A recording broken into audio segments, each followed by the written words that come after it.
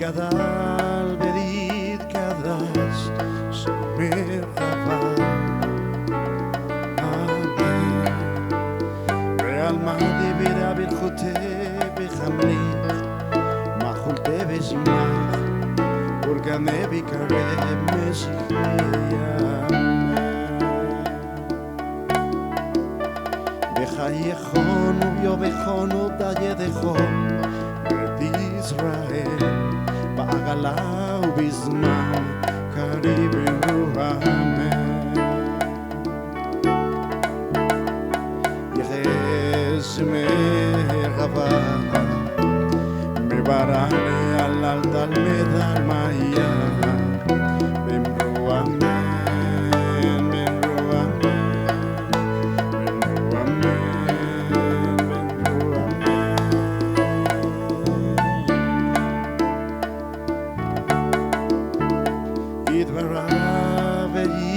Trabach, vedit bahar, vedik troma, vedik nase, vedik hatar, vedik tale, vedik tala, sheme kedusha beiru amen.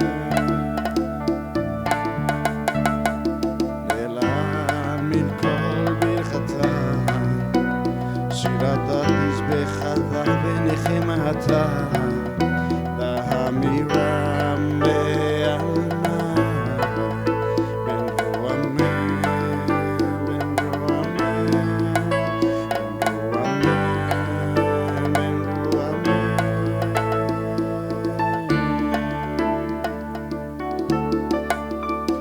Israel ועל רבנן ועל תלמידיהם ועל כל תלמידיהם דעסקים באוידייתא קדישא בבאתרי אדם בדיבי חולתה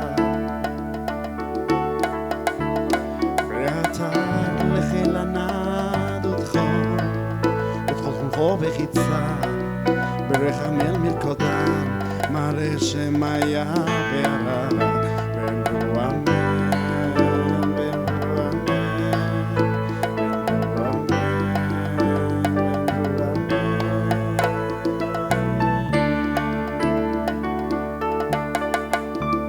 יחשלם רועמים שמיה חיים בחץ זרה בישועה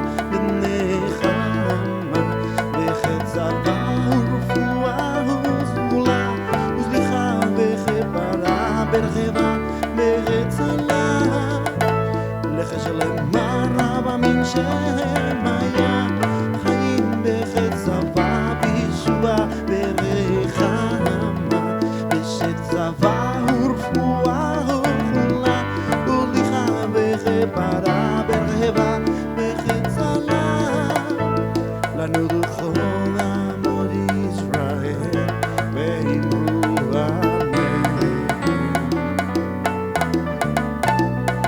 Shalom ben rumach uberichamach Yaseh shalom aleinu ve'al kol amo Yisrael Ben ruamen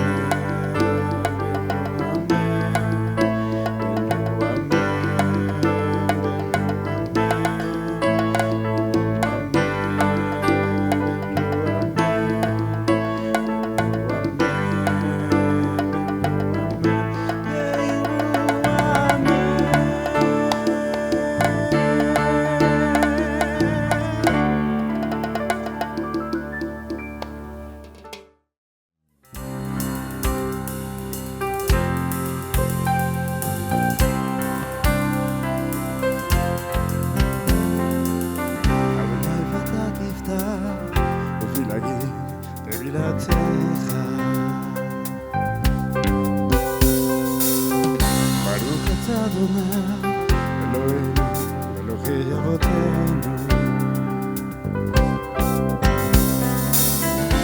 Elohei Avraham Elohei Yitzhak Elohei Yaakov Ha'el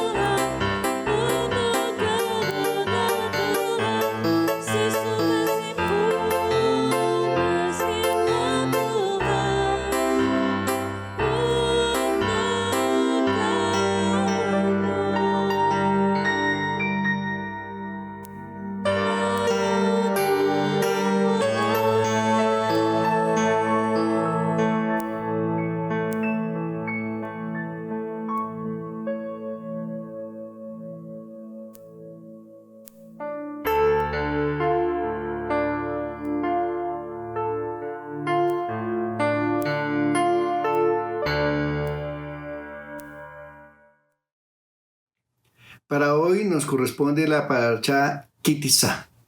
La parashá Ki Tisa la encontramos en el libro de Shemot 30, 11 al 34, 35. La primera aliyá estamos en el 30, 11 al 31, 17. La segunda aliyá del 31, 18 al 33, 11.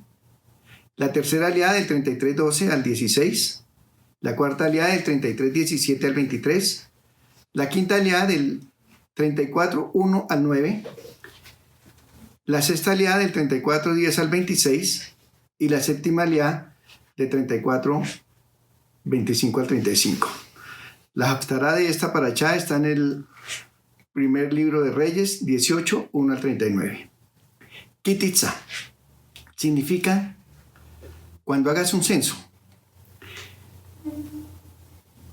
Dice, el Señor habló a Moshe diciendo, cuando hagas un censo del pueblo de Israel, según su inscripción, cada uno pagará al Señor un rescate por sí mismo, al ser inscrito para que no les sobrevenga ninguna plaga por haber sido inscritos.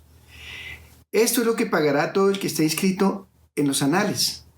Medio ciclo, el peso del santuario, 20 jeras por ciclo, medio ciclo como ofrenda al Señor. Todo el que esté inscrito en los registros desde 20 años en adelante dará ofrenda al Señor. El rico no pagará más y el pobre no pagará menos de medio ciclo al dar ofrenda al Señor como expiación por las personas. ¿Podemos pasar a la siguiente lámina?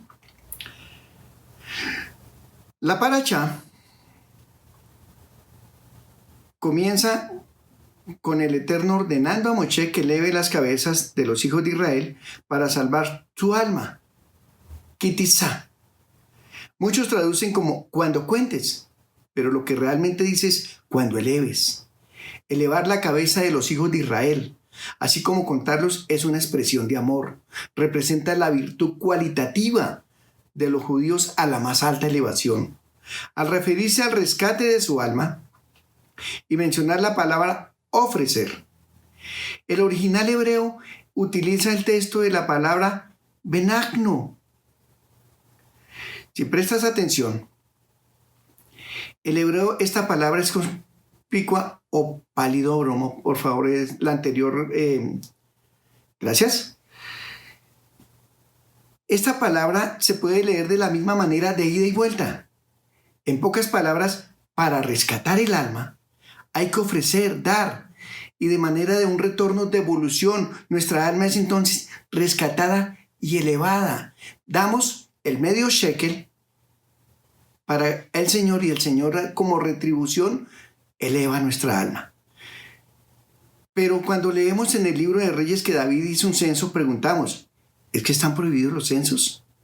Según Rashi, cuando se desea tomar, es decir, hacer la cuenta total del número de los israelitas para saber cuántos son, no se cuentan por cabeza, no directamente. No debía contar cada persona individual y directamente. En vez de ello, cada uno entrega el medio shekel de plata y luego contar los ciclos. De este modo se sabrá el número total. La siguiente lámina. El equivalente numérico de la palabra shekel, según la gematría, es 430, idéntico a la palabra nefesh, alma. Esto simboliza que la entrega de la moneda con medio cheque estamos expiando nuestra alma. ¿Por qué tanto detalle en determinar lo que vale el shekel? La expresión shekel hakodesh no significa que la moneda llamada shekel sea sagrada en sí misma, sino que es la unidad de valor utilizada por la Torá para las transacciones monetarias de objetos consagrados. El shekel fue fijado para todo lo que tiene que ver con el santuario. ¿Y por qué tanta exigencia de que fuera exactamente medio shekel, sea rico o sea pobre? Según Ashek, que es un rabino de la época de 1500, el hecho de que se pidan medio shekel y no uno completo es como queriendo indicar que toda contribución no representa más que un fragmento del conjunto. Toda persona necesita a otra para formar tan anhelada unión. Este mensaje es: solo nadie es nada. Otros exégetas creen que la verdadera razón de que la Torá quiere recalcar es que tanto el rico como el pobre necesitan la misma expiación por sus almas. Y que estas valoraciones diferentes condicionadas por posesiones materiales o por falta de ellas, los ricos no tenían que dar más ni los pobres menos, para revelar que las almas de los ricos y los pobres son preciosas por igual y que el Eterno no hace acepción de personas. Eso lo podemos ver en Hechos 10:34. O como dice Job en 34:19. ¿Cuánto menos aquel que no hace acepción de personas, de príncipe, ni respeta al más rico que al pobre, porque todos son obra de sus manos? Y también lo podemos ver en el libro de Santiago.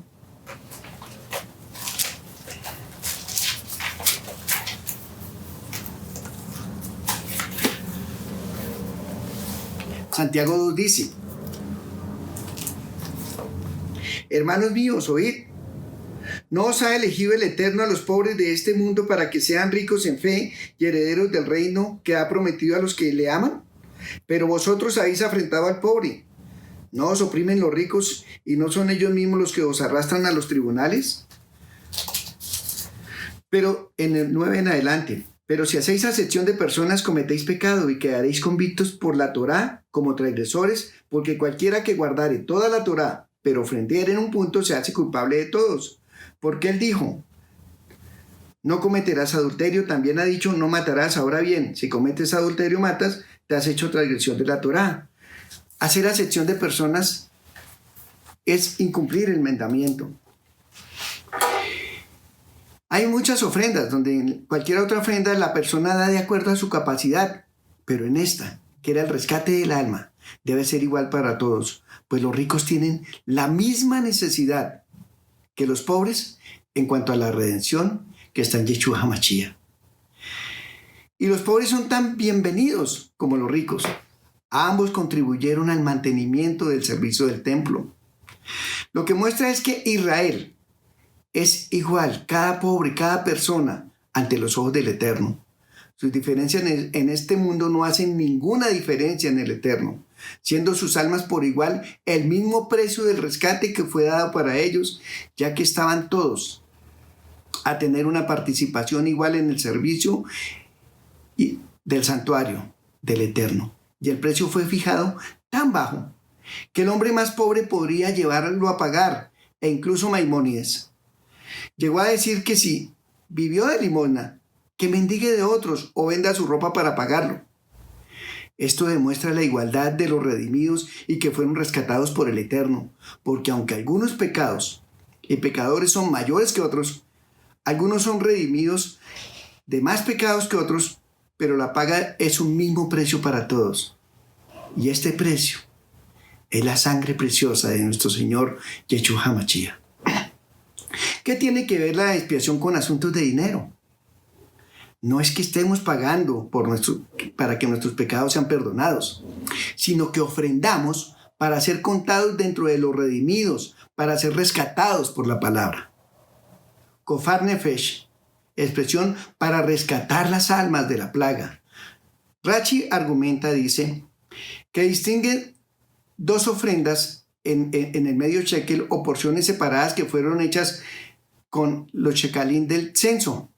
Con la primera se construyeron las basas del tabernáculo, que es la parte inferior de la columna donde están los capiteles, que le sirve de apoyo, y la segunda fue utilizada para adquirir las ofrendas animales comunitarias de cada año. Es acerca de esta porción separada que este versículo dice que era para expiar sus almas, ya que las ofrendas animales tenían como propósito hacer expiación. Y aquí hay algo muy importante si vemos la analogía, que nosotros también somos base, que nosotros también somos columna y que nosotros también debemos ofrendar. Pero debemos caer en cuenta que el dinero por sí mismo no rescata ni la vida ni el alma, sino que solo se puede usar para honrar a aquel que ha hecho nuestro rescate y para el mantenimiento de nuestra congregación y que la palabra sea expandida por toda parte. La siguiente lámina, por favor.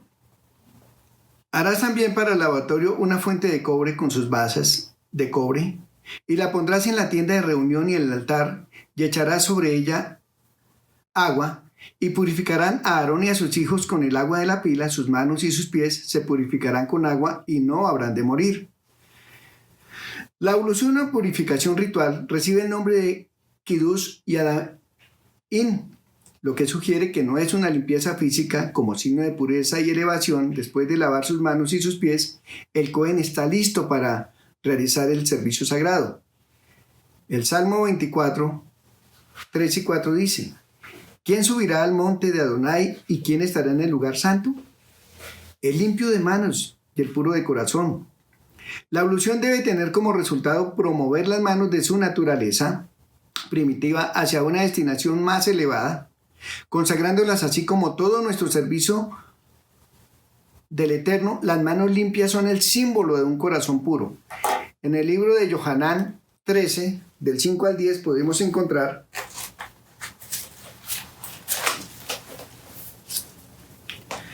cuando Yeshua estaba con sus discípulos, dice: luego puso el agua en un lebrillo y comenzó a lavar los pies de los discípulos y a enjuagarlos con toalla y con él que estaba ceñido. Entonces vino a Simón Pedro y Pedro le dijo: Señor, ¿tú me lavas los pies? Y respondió Yeshua y le dijo: lo que yo hago, tú no lo comprendes ahora, mas lo entenderás después. Pedro le dijo: no me lavarás los pies jamás. Yeshua le respondió: si no te lavare, no tendrás parte conmigo. Le dijo Simón Pedro: Señor, no solo mis pies, sino también las manos y la cabeza. Yeshua le dijo: el que está lavado no necesita sino lavarse los pies, pues está todo limpio, y vosotros limpios estáis, aunque no todos. Cuando nosotros estamos limpios, cuando hemos sido limpios por la sangre preciosa de Yeshua Mashiach, nuestra vida está limpia. Por eso es que solo le presentamos al Eterno nuestras manos y nuestros pies limpios. Por eso solo hacemos el Netilá Yadayim, para decirle: Señor, venimos con manos limpias, porque nuestro corazón ya debe estar limpio. El aceite de la unción. El Eterno ordenó a Moshe que hiciera un aceite para la unción.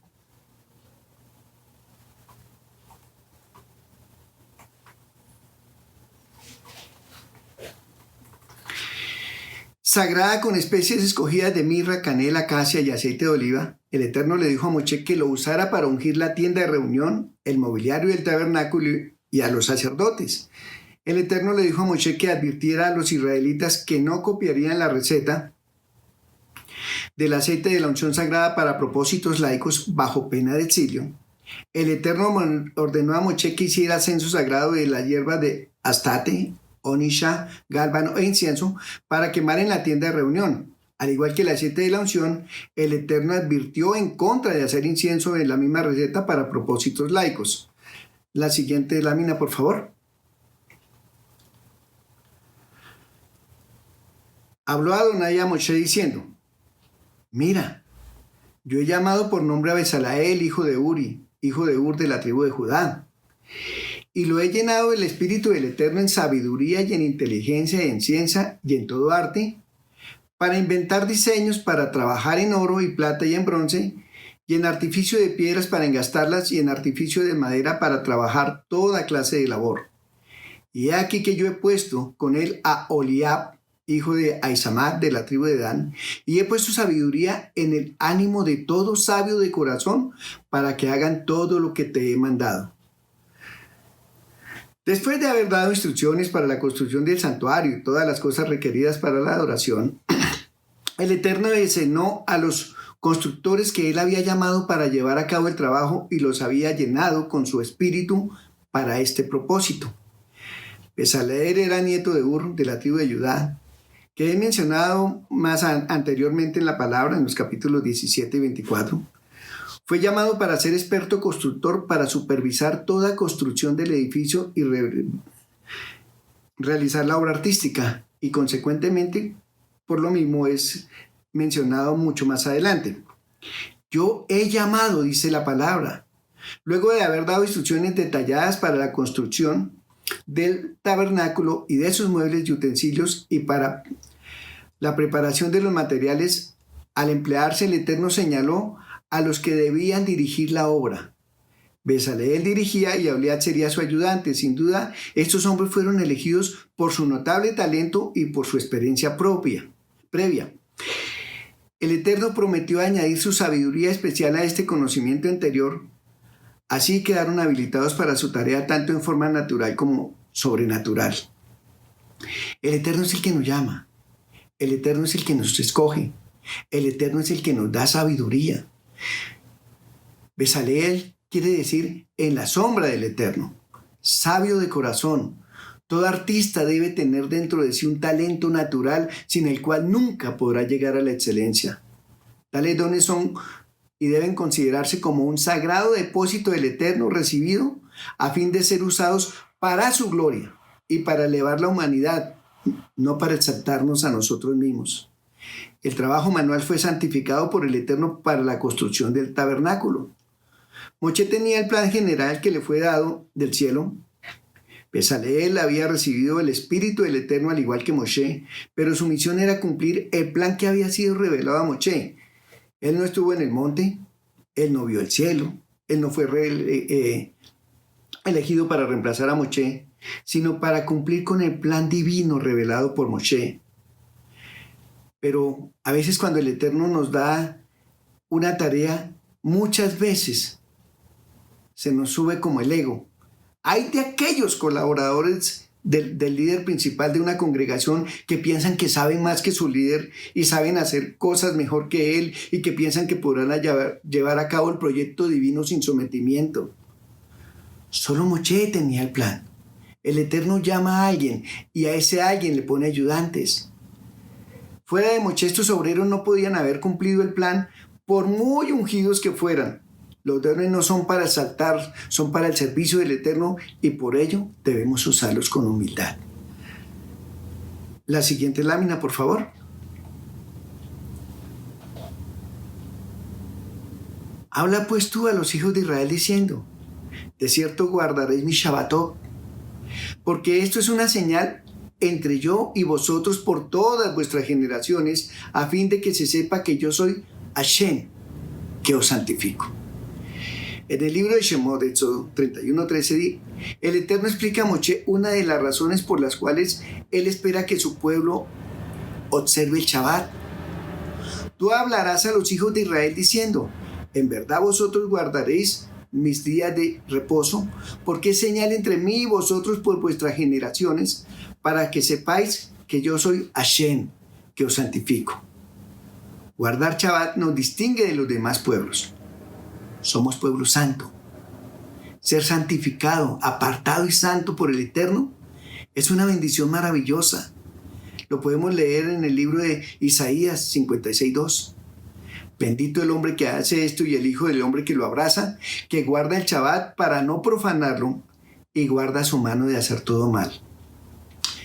Guardará pues el día de reposo los hijos de Israel celebrando por sus generaciones por pacto perpetuo.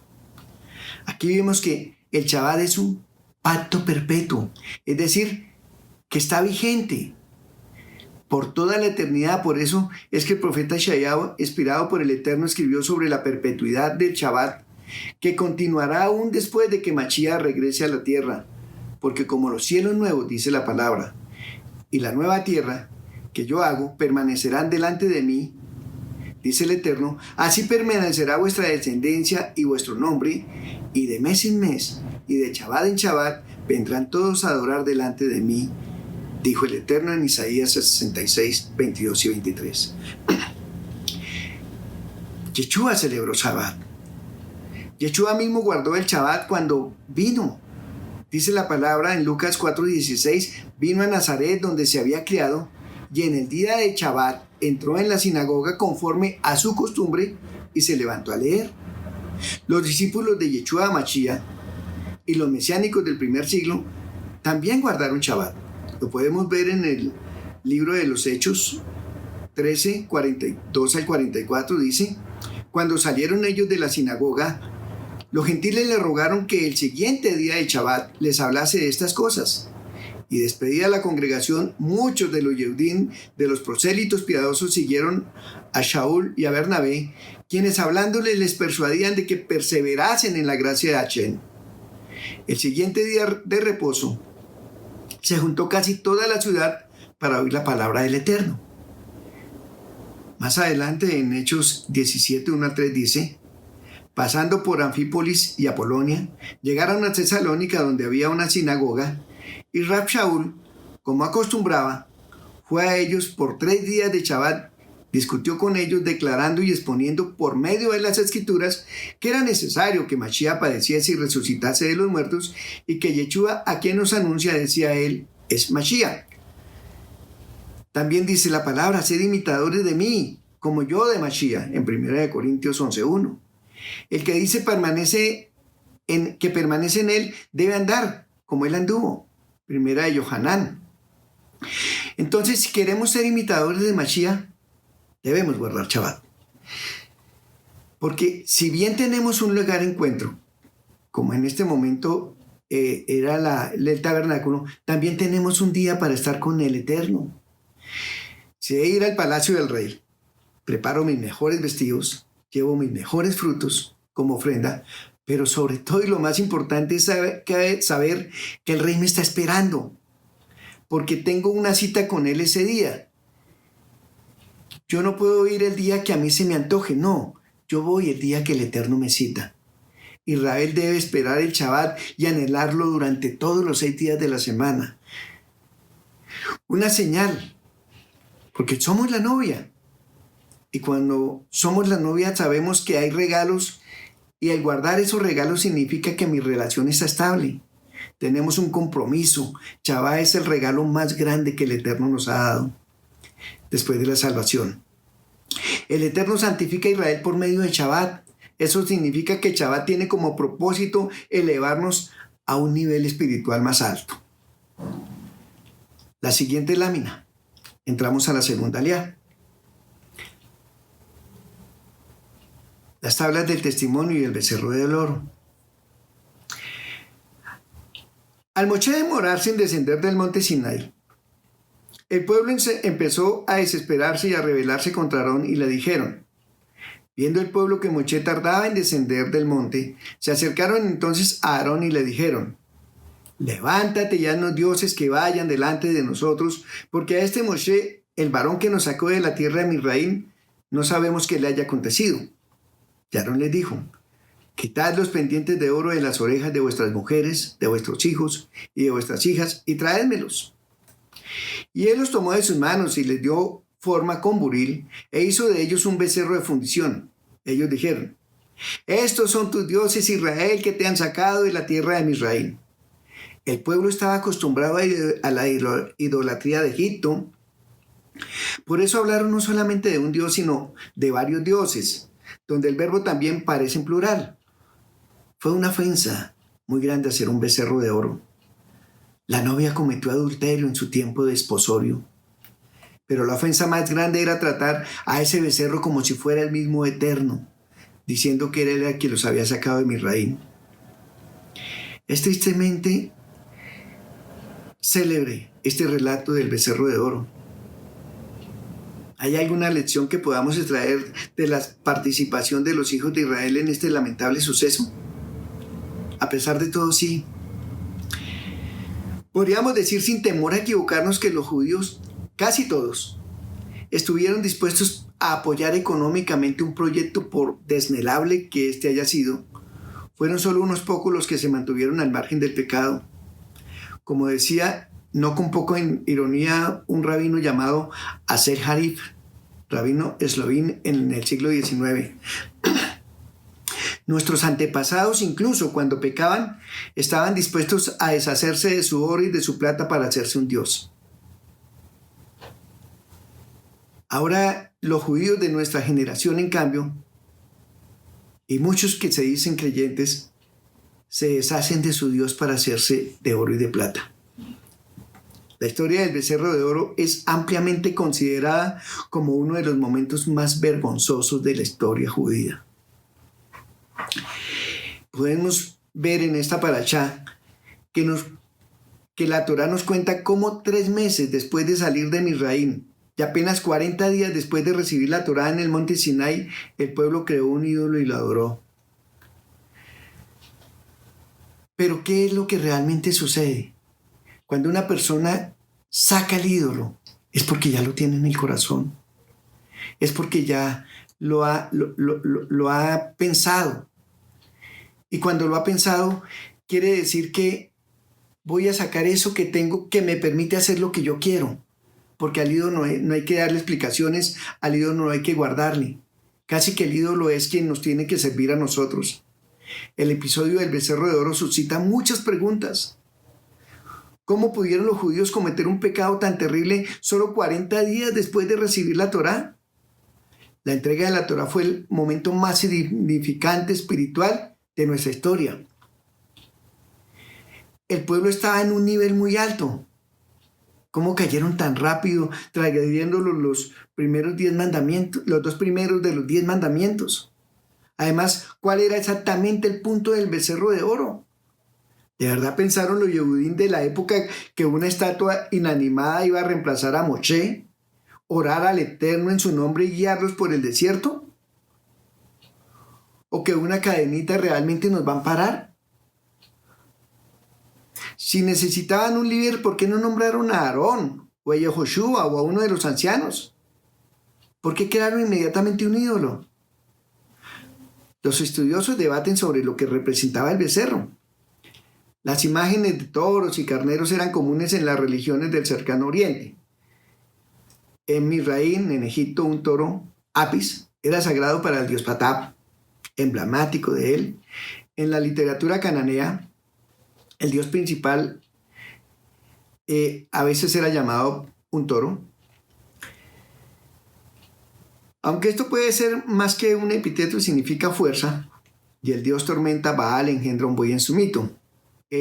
Para aquella época los dioses, casi todos dioses paganos, eran representados por figuras como bueyes, como toros y animales fuertes. Aún también vemos que en Asia Menor, en todos los que se encontraron un altar donde su ídolo era un toro. Y se han encontrado estatuillas de toros y terneros en varios sitios cananeos. Por lo menos se encontró uno en el sitio israelita de las colinas de Samaria.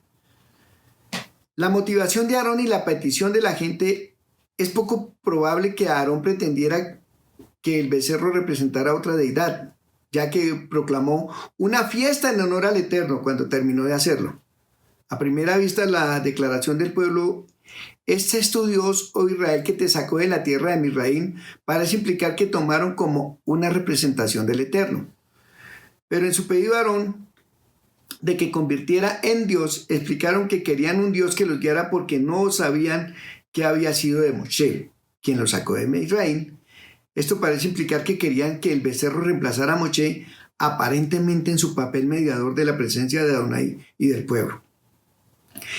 Si nos hacemos memoria, cuando Israel empieza a separarse, cuando el Eterno le da 10 partes a Jeroboam, lo primero que hizo Jeroboam no fue darle la gloria a Dios, sino 2 becerros, uno en Dan y otro en Beersheba, donde los colocó para que la gente no tuviera que ir a adorar a Jerusalén, porque tenía temor de que si la gente iba a adorar a Jerusalén, entonces se iban a quedar allá.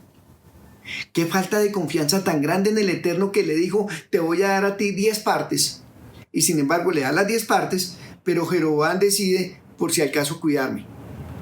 Y así a veces somos nosotros, queremos ayudarle al Eterno, queremos hacer cosas que el Eterno no nos pide que hagamos. Con el paso del tiempo, las personas en Samaria, de lo que estamos hablando de Jeroboam, empezaron a adorar a estos becerros. Tan así que el libro de Oseas 13:2 dice, y ahora añadieron a su pecado, y de su plata han hecho, según su entendimiento, imágenes de fundición, ídolos, toda obra de artífices, acerca de los cuales dicen a los nombres que sacrifican que besen los becerros. Este desarrollo pudo haber sido facilitado por el hecho de que los terneros no se mantuvieron ocultos como los querubines que estaban en un lugar santísimo, sino que estaban al aire libre en los patios del santuario y eran visibles para el público. Lo que más o menos nos quiere decir que si los querubines los hubieran podido tocar, hubieran adorado más a los querubines que al mismo Eterno. Y esta analogía, lo que sucedió con la serpiente de cobre, que después de que Moshe la hace para que aquellos a los cuales mordía una serpiente la miraran y fueran sanos, fue adorada durante más de 400 años, hasta que tuvo que ser destruida por el rey Ezequías, porque la gente comenzó a adorarla, él tuvo que destruirla. Y cuando el Eterno se da cuenta de esto, le dice, entonces Hachén habló a Moshe y le dice, desciende pronto porque tu pueblo que sacaste de la tierra de Egipto se ha corrompido. Aquí el Eterno no reconoce al pueblo como suyo. Por medio de este acto de adulterio espiritual perdió el estatus de ser su pueblo. Salió del pacto. Me llama la atención que cada vez que dice se rompió el pacto, somos nosotros los que decimos que creemos en el pacto, los que lo rompemos. El adulterio quiebra el pacto matrimonial, como está escrito en el libro de Oseas 1:9. Y él dijo, ponle por nombre lo a mí, porque vosotros no sois mi pueblo, y yo no soy vuestro Dios.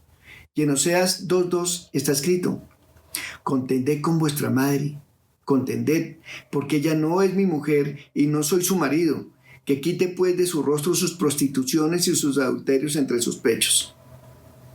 El adulterio rompe el pacto matrimonial. Después de un adulterio ya no son esposos, dice Jeremías 31:32, Jeremías. No como el pacto que hice con sus padres el día que los tomé de la mano para sacarlos de la tierra de Egipto. Mi pacto que ellos rompieron, aunque fui esposo para ellos, declara Hachén. Y cuando Moshe bajó con las 2 tablas de la Torá en sus manos, la rompió. Un pueblo que se alejaba del Creador no merecía tener el mandamiento, porque el mandamiento es la ketubá que nos da el Eterno. Es el contrato matrimonial. Y por ello, el dolor de Hachén que le dice, ahora pues déjame que encienda mi ira en ellos y los consuma, y yo haré de ti una nación grande. Y era lo justo. Habría que hacerlo. La palabra del Eterno nos dice, porque la paga del pecado es muerte. Pero Moshe no quería otro pueblo. Él amaba a este pueblo. Por eso su oración es, acuérdate de Abraham, de Isaac y de Israel tus siervos, a los cuales has jurado por ti mismo, y les has dicho, yo multiplicaré vuestra descendencia como las estrellas del cielo, y daré a vuestra descendencia toda esta tierra de que he hablado, y la tomarán por heredad para siempre. Y el Eterno se arrepiente del mal que iba a hacer al pueblo, pero no era porque el pueblo no se mereciera el mal que le iba a hacer el Eterno, sino porque Moshe le habló del pacto. Y quiero contarles que lo que pasó en ese momento en Misraim no se aleja mucho de lo que pasa hoy en día. Nosotros también tenemos muchos becerros de oro en nuestra vida. Nosotros tenemos muchos ídolos. Tenemos ídolos en el deporte, tenemos ídolos en la política, tenemos ídolos en la farándula. Hacemos de nuestras finanzas un ídolo, hacemos de nuestros hijos también ídolos. Merecemos morir porque entramos en idolatría, pero también tenemos a uno más grande que Moshe, que es nuestro abogado, que intercede por nosotros. Y dice la palabra en primer libro de Timoteo 2:5, porque hay un solo Dios y un solo mediador entre los hombres y el Eterno, Yeshua hombre, el cual se dio a sí mismo por el rescate por todos, de lo cual da testimonio a su debido tiempo. Él es nuestro mediador, Él es nuestro abogado para con el Eterno. Él ya pagó el precio de nuestra desobediencia. Él murió por nuestros pecados.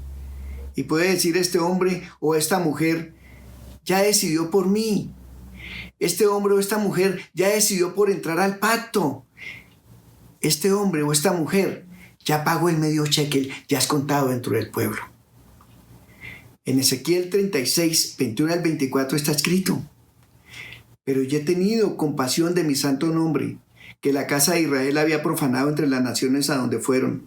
Por tanto di a la casa de Israel, así dice el Señor Eterno, no es por vosotros, casa de Israel, que voy a actuar, sino por mi santo nombre que habéis profanado entre las naciones a donde fuiste.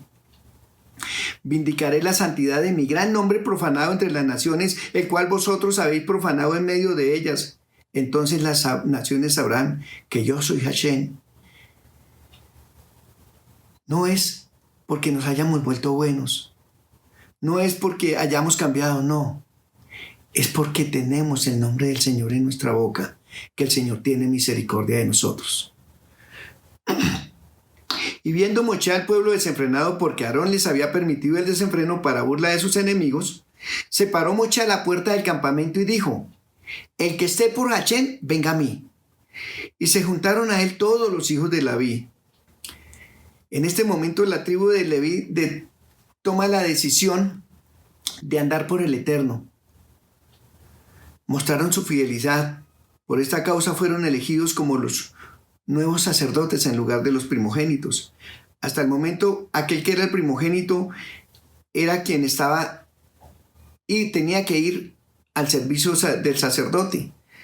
Pero a partir de este momento entran los levitas solos a ser los sacerdotes. Por eso es que nosotros pagamos el rescate, para que un levita nos reemplace a los primogénitos. En aquel día, por el celo de los levitas, murieron 3,000 personas que prefirieron seguir en el desenfreno y la idolatría. Pero 3,000 personas también es semejante a aquellos que recibieron el Ruach HaKodesh, el Espíritu Santo, en la fiesta de Shavuot. La siguiente lámina.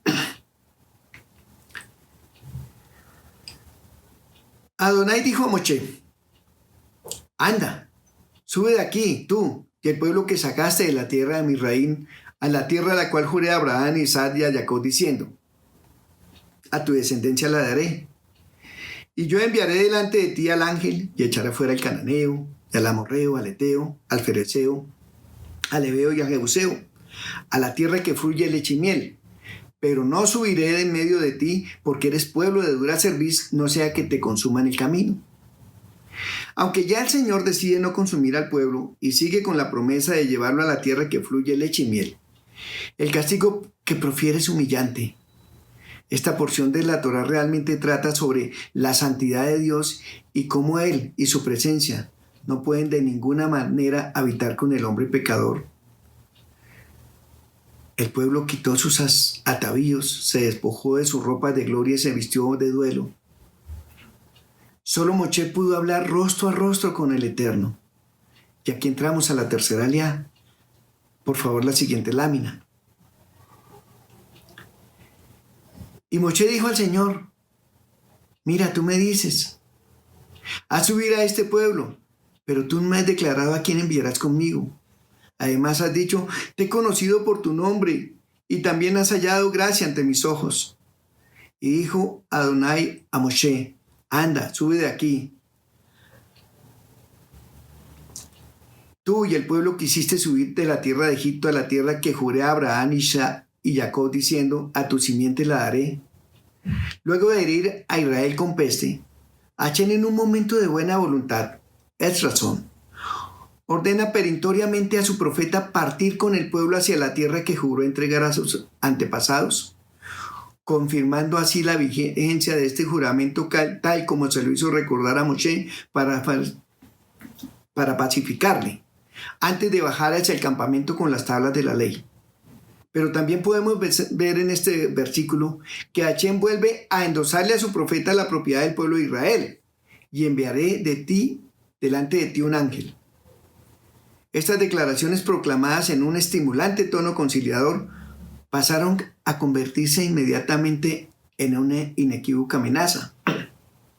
A la tierra que mana leche y miel anda, pero no subiré a ella en medio de ti, pues eres pueblo de dura cerviz, para que no te extermine en el camino. Pero Moshe halló gracia delante de Hashem, por lo cual le contestó: mira, mi presencia irá con vosotros y te daré reposo.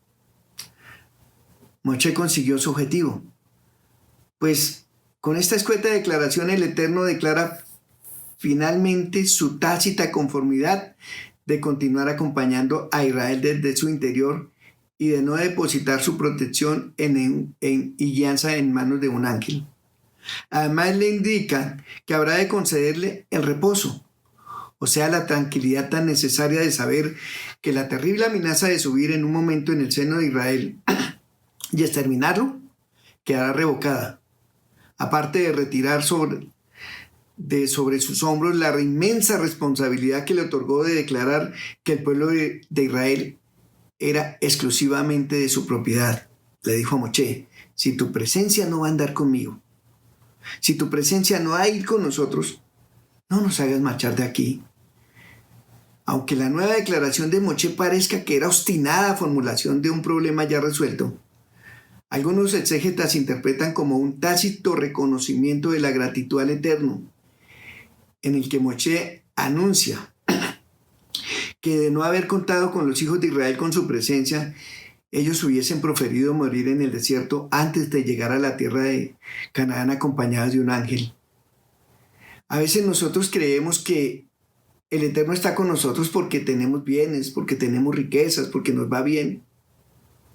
Pero muchas veces es el Eterno viéndonos ahí como nosotros vamos solos. Porque es que nosotros mismos decidimos a veces alejarnos del Eterno. Pero además Él pretendía que únicamente Israel, entre todos los pueblos de la tierra, que únicamente Israel pudiera tener el honor y el privilegio de marchar ungido con su presencia, con su Shekinah.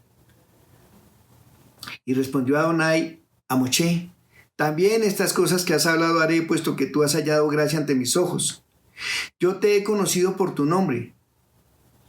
Con esta respuesta, Hashem le ratifica a su elegido el amor que profesaba y acepta su nuevo y singular pedido, dejándole bien claro que si se aviene a sus deseos no fue porque Israel se lo merezca, sino simple y exclusivamente debido a sus sinceras rogativas y para poder cumplir con sus promesas de glorificar su nombre y memoria eternamente. Qué hermoso es cuando hallamos gracia delante del Eterno. Qué hermoso es cuando el Eterno camina con nosotros. Entramos a la cuarta aliyá. Por favor, la siguiente lámina. Entonces dijo, te ruego que muestres tu gloria.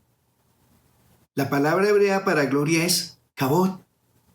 Kabod, que significa peso. Kabod, que significa carga. Kabod, que significa honor, importancia, nobleza, majestad, gloria. Hashem no le mostraría su gloria, pero sí le mostraría toda su bondad, para que pueda conocer la recompensa que habrían de recibir quienes sigan su camino en este mundo y en el mundo venidero.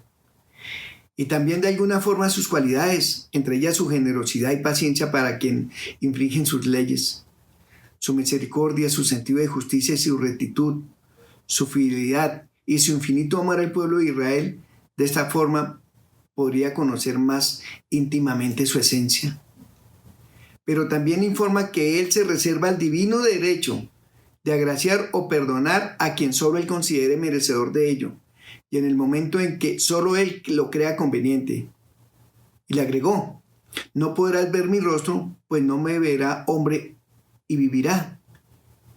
El Eterno tampoco complace el pedido de Moshe en permitirle contemplar su rostro, para que no muera. Es por protección de Moshe. Indudablemente el observar al Eterno es algo que la naturaleza humana no está condicionada para soportar. Ni aún Moshe en este momento. Moshe no podría descubrir manifiestamente por intermedio de sus ojos la contextura física del Eterno, pero sí podría percibirle por intermedio de sus otros sentidos para atrapar su pasajero mensaje. Podrá divisar también el hálito de su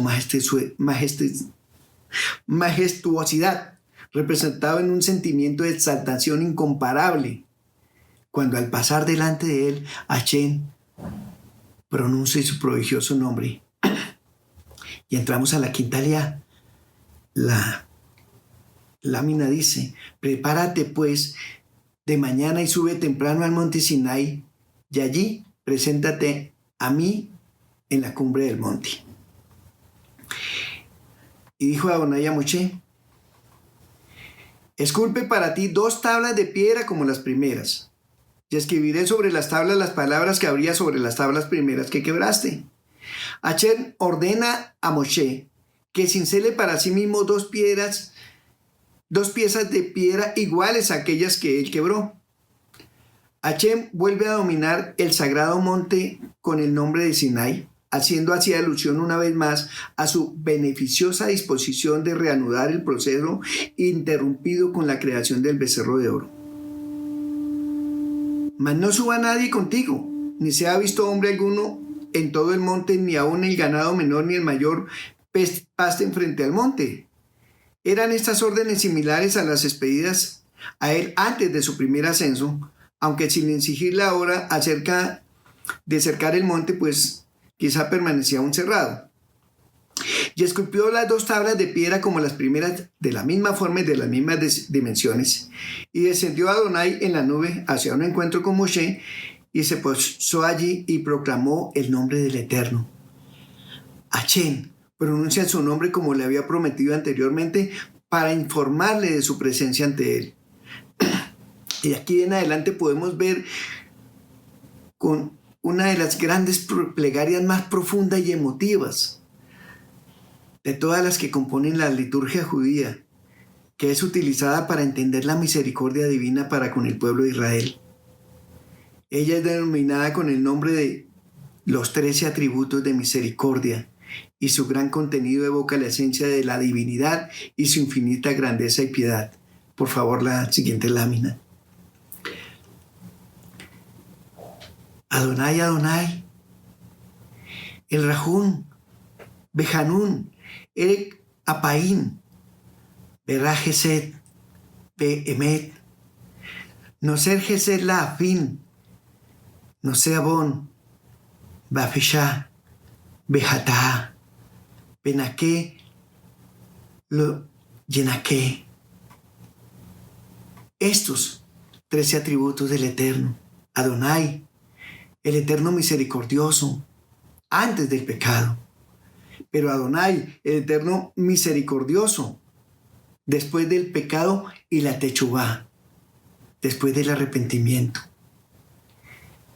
Él, el fuerte, Rahún compasivo, Behanún y benevolente, Erejapaín tolerante, espera que el malvado se arrepienta y no lo castiga eternamente.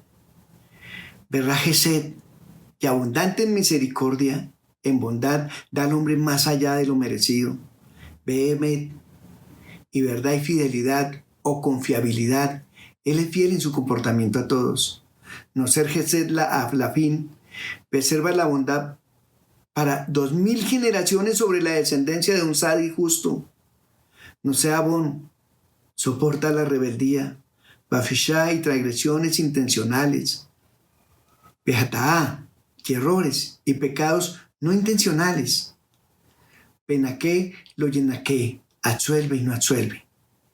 Cobra el pecador poco a poco, absuelve que se arrepiente, pero no absuelve al que no se arrepiente.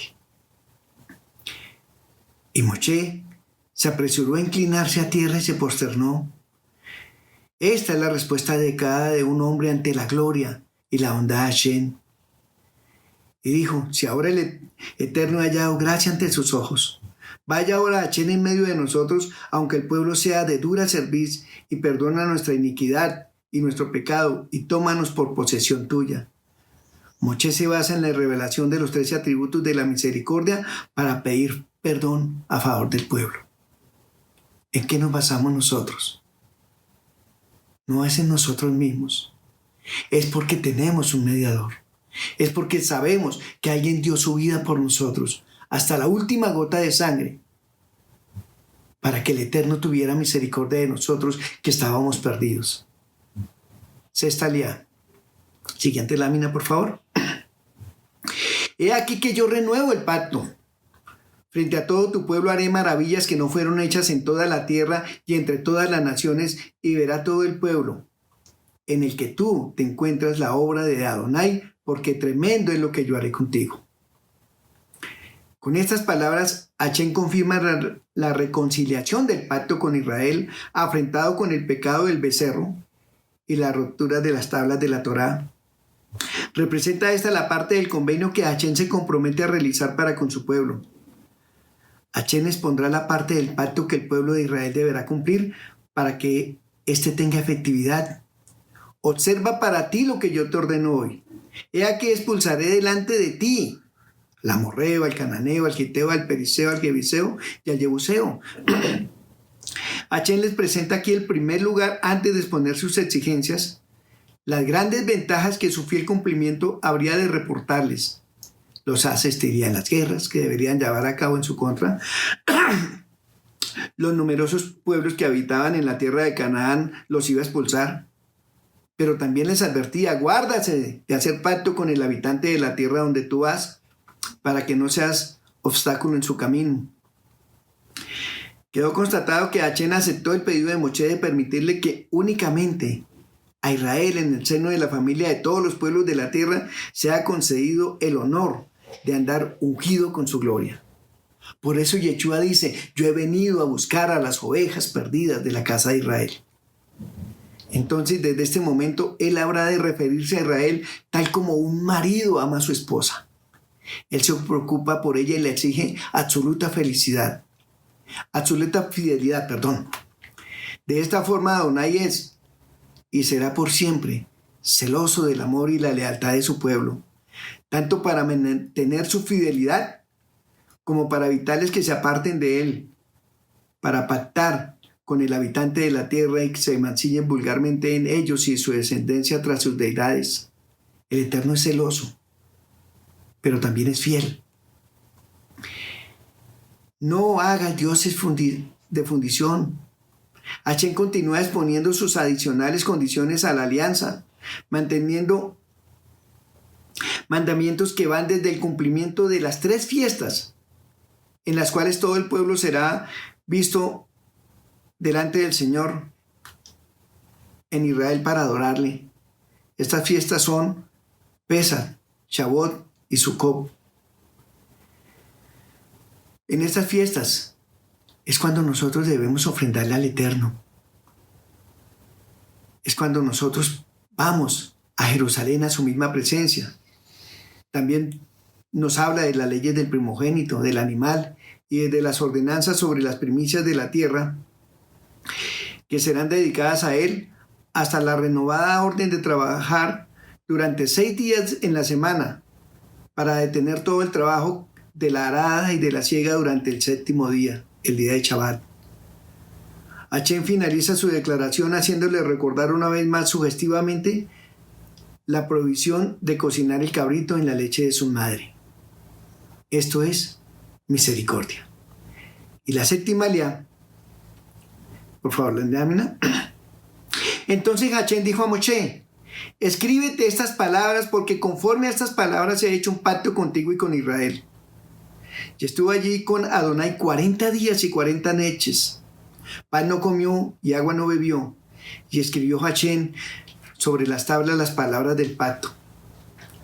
A diferencia del primer ciclo de 40 días y 40 noches, en donde se explica que estuvo Moshe en el monte, ahora la Torá indica que estuvo allí con el Eterno para expresarnos el renovado acercamiento establecido entre ambos desde el suceso del becerro de oro, ya que Moshe se esforzó por salvar a su pueblo tenazmente, y ahora Hachén le honra debido a ello, adjudicándole la más sublime de sus regalos, su divina compañía. Él aprendió los más profundos secretos de su amor y misericordia. El rostro de Moshe resplandecía, y Moshe no sabía que resplandecía la piel de su rostro por el diálogo con él. Rashi explica que la piel del rostro de Moshe Rabenu adquirió este resplandor cuando el Eterno, para impedirle que viera su rostro, lo cubrió con su palma, impregnándole de esta forma con el halo de la Shejiná, con la esencia de su ser. El nombre de Moshe se repite 3 veces en una misma frase, lo que según Rashi es señal de un afecto especial. Sin duda la Torá resalta el hecho de que habló cara a cara con el Eterno. Y nosotros mismos ahora, por la sangre de nuestro Mechía, también podemos entrar a la presencia del Eterno, al lugar santísimo. Y llamó a ellos Moshe y regresaron hacia él Aarón Y todos los gobernantes de la congregación quedándose el pueblo atrás, a la expectativa. Y habló Moisés a ellos, y luego de ellos se acercaron todos los hijos de Israel y les instruyó todo lo que habló Adonai con él en el monte Sinai. Y cuando Moisés acabó de hablar con ellos, puso sobre su rostro un velo, porque radiaba tanto que las personas tuvieron temor. La siguiente lámina nos habla de que nosotros también podemos estar en la presencia del Eterno.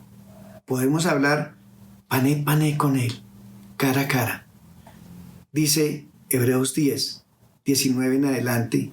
Así que, hermanos, teniendo la libertad para entrar en el santuario por la sangre de Yeshua Mashiach, por el camino que Él nos consagró nuevo y vivo, por el velo, esto es por su carne, y teniendo un gran sacerdote sobre la casa del Eterno, lleguémonos con corazón verdadero, en plena certidumbre de fe, purificados los corazones de mala conciencia y lavados los cuerpos con agua limpia.